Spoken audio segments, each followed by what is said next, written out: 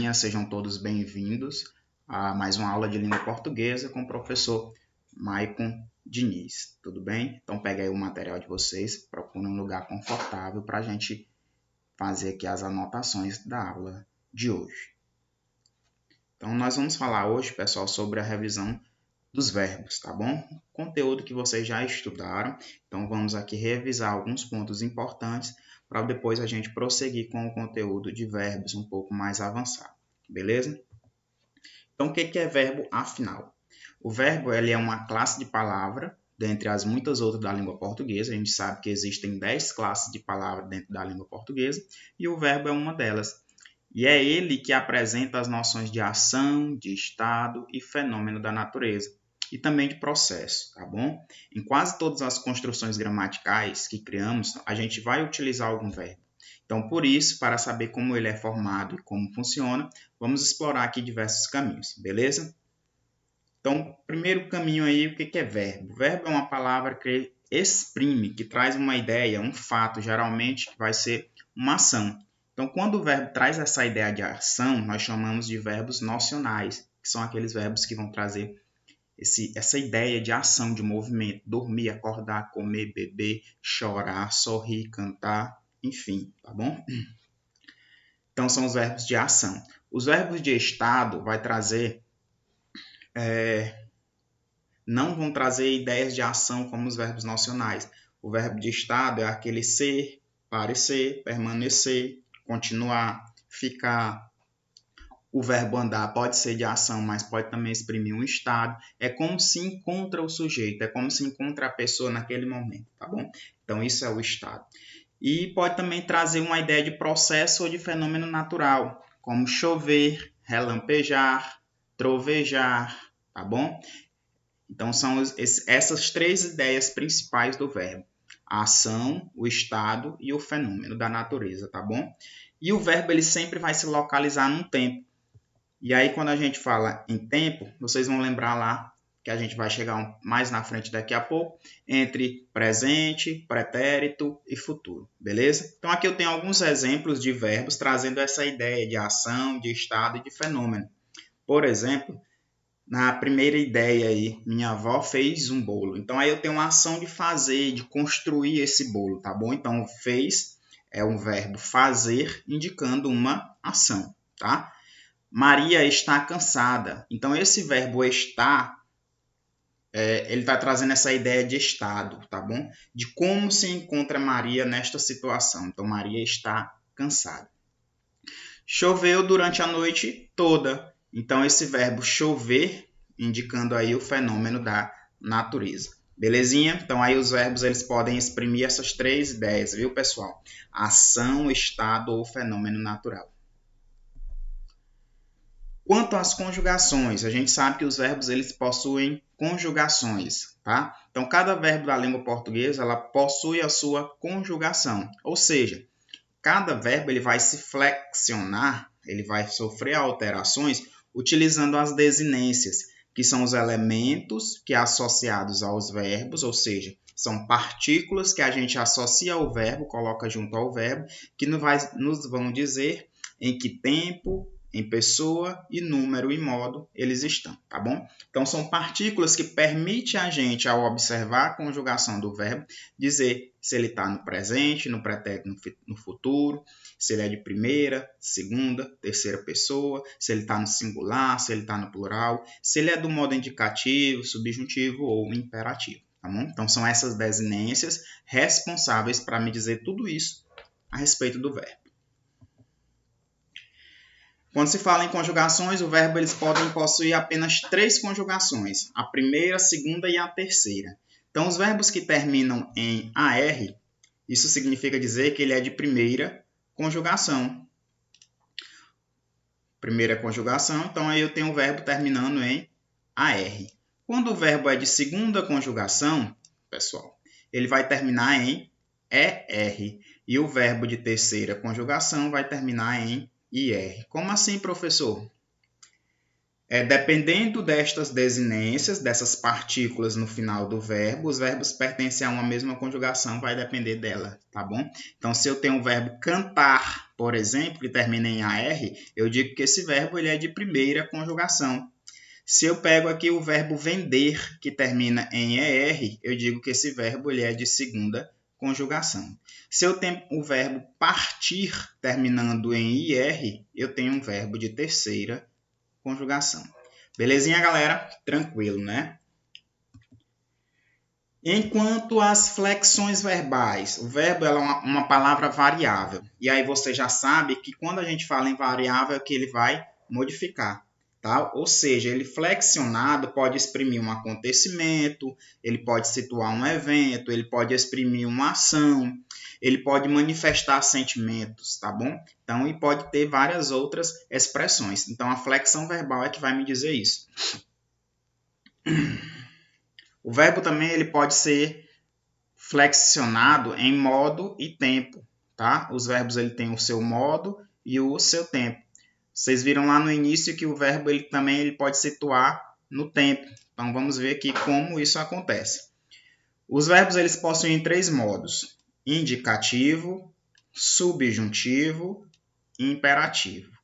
Tá? O modo indicativo, como a palavra já diz, ele vai indicar algo, ele vai indicar uma ação ou um estado. Pode ser utilizado para fazer referência ao presente, ao passado ou ao futuro. Então, nesse modo, o fato é considerado como certo, real. Então, o modo indicativo é um fato considerado certo, é uma certeza, é algo real, é algo possível, tá bom? Então, esse é o modo indicativo. Eu comi arroz com feijão. É uma coisa certa, é um modo indicativo. Então, o verbo comer foi flexionado aí no modo indicativo, tá?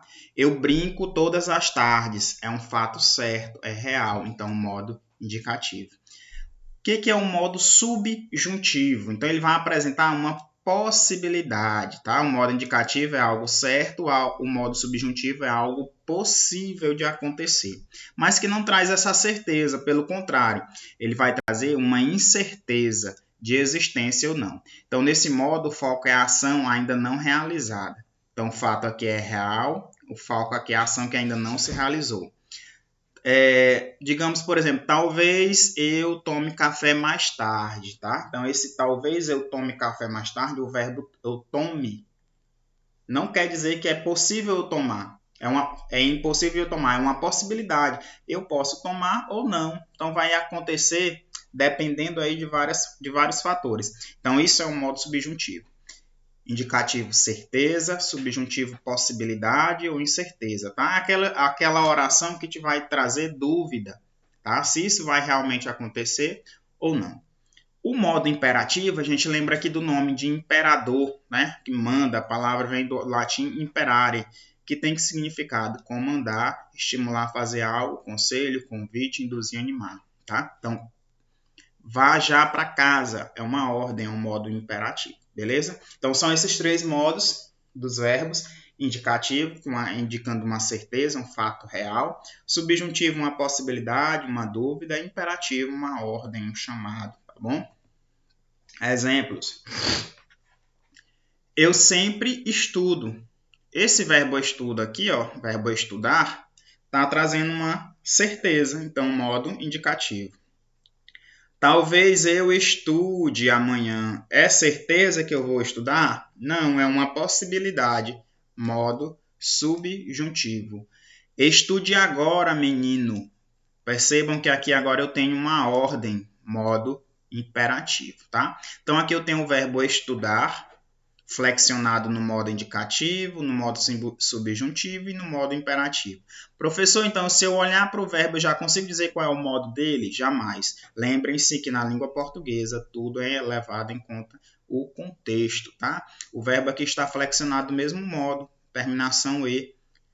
Mas dependendo aqui da situação, cada um traz a sua ideia, cada um traz um pensamento diferente, tá bom? Então, esses são os modos do verbo. Lembrando, estudo é o verbo estudar, né? Termina em AR, portanto, o verbo estudar é de primeira conjugação, beleza? Os tempos no modo indicativo. Ele pode ser conjugado no tempo presente, pretérito imperfeito, pretérito perfeito, pretérito mais que perfeito, futuro do presente, futuro do pretérito. Lembrando que quando a gente fala em conjugação, não vamos mais utilizar a palavra passado, tá bom? Vamos utilizar agora a palavra pretérito, tá? Passado, quando a gente falando de tempo qualquer, tá? Quando estamos falando de tempo verbal, usem pretérito, beleza? Então, presente expressa um fato atual, que está acontecendo agora, o hoje.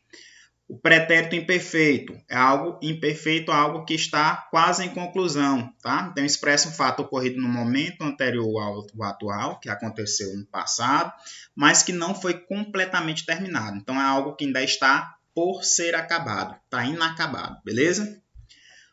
Pretérito perfeito não, ele expressa um fato ocorrido no momento anterior ao atual, ou seja, um fato que aconteceu no passado e que terminou lá no passado, tá bom? O pretérito imperfeito não foi terminado, o pretérito perfeito foi totalmente terminado. Mais que perfeito expressa um fato ocorrido antes de outro fato já terminado. É como se fosse um duplo passado, tá? Então, é um fato que aconteceu antes de outro e esses dois já acabaram, já estão concluídos. Futuro do presente enuncia um fato que deve ocorrer num tempo que ainda vai vir com relação ao momento atual. E o futuro do pretérito enuncia um fato que pode ocorrer posteriormente a um determinado fato passado. Beleza? Então, a gente vai aprender isso mais na calma, com práticas, tá bom? Isso aqui tudo a gente aprende na prática. No modo subjuntivo, aquele que traz uma dúvida, uma incerteza, uma possibilidade. Ele é mais simples, ele só vai ter 3 tempos: presente, pretérito imperfeito e somente futuro, tá? É diferente aqui, ó, do modo indicativo, que apresenta 6 tempos, tá? No modo indicativo, eu tenho todos esses tempos. No modo subjuntivo, eu só vou ter 3 tempos. Então, presente, que você já sabe que é um fato que pode ocorrer no momento atual, que pode acontecer hoje. Pretérito imperfeito expressa um fato, mas posterior a outro já ocorrido, e o futuro que ainda vai acontecer no momento futuro em relação ao atual, que pode acontecer, né? Que subjuntivo a gente sempre está falando de possibilidades. E o tempo no modo imperativo, pessoal, esse que é o mais fácil de todos, o mais simples. O imperativo ele é indeterminado em tempo. Supõe-se, como se trata de uma ordem, a ação se dará no futuro, tá? Então, como eu estou mandando, eu estou dando uma ordem, isso é para ser feito posteriormente. Então, imperativo a gente vai trabalhar sempre com essa possibilidade de só existir futuro, beleza? Conjugação aí no modo indicativo em relação aos tempos. Tá aqui os 6 tempos, e aí eu trouxe o exemplo do verbo cantar, que pertence à primeira conjugação. No presente, eu canto, tu cantas, ele canta, nós cantamos, vós cantais, eles cantam. Então, observe aí somente as terminações, tá?